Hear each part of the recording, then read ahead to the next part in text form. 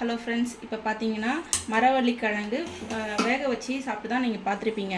ஆனால் இப்போ நம்ம வந்து புட்டு எப்படி செய்ய போகிறது தான் பார்க்க போகிறோம். ஃபஸ்ட்டு வந்து இட்லி பாத்திரத்தை வச்சு தண்ணி ஊற்றி வச்சுக்கோங்க. தண்ணி ஊற்றி வச்சுட்டு இந்த மரவள்ளி கிழங்கை வந்து சீவி வச்சுருக்கோம். நம்ம சீவி வச்சுருக்கிறத வந்து இந்த பாலை ஃபஸ்ட்டு பிழிஞ்சு எடுத்துடுவோம்.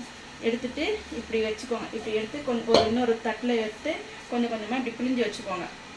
நமக்கு எவ்வளோ இது பண்ண முடியுமோ அது பிழிஞ்சுக்கோங்க. பிழிஞ்சு எடுத்துட்டு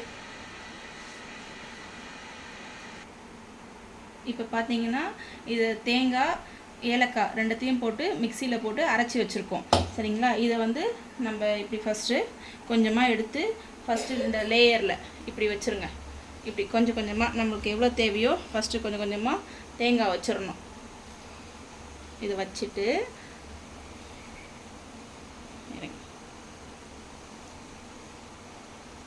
எல்லாத்துலேயும் இப்படி வச்சுட்டு இப்போ நம்ம இது பண்ணி வச்சுருக்கோம் பார்த்தீங்களா, இந்த மரவள்ளி கிழங்கு இதுவே அதை இது மேலே இப்படி வச்சுருங்க. ஒன்று ஒன்றா இப்படி வச்சுட்டு எல்லாத்தையும் இப்படி ரெடி பண்ணி வச்சுருங்க. ரெடி பண்ணி இப்படி வச்சிடணும். திருப்பியும் இன்னொரு லேயர் கொஞ்சம்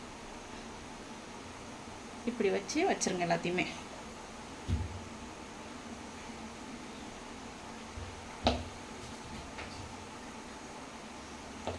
இப்போ நம்ம தட்டு போட்டு மூடி வச்சுருவோம்.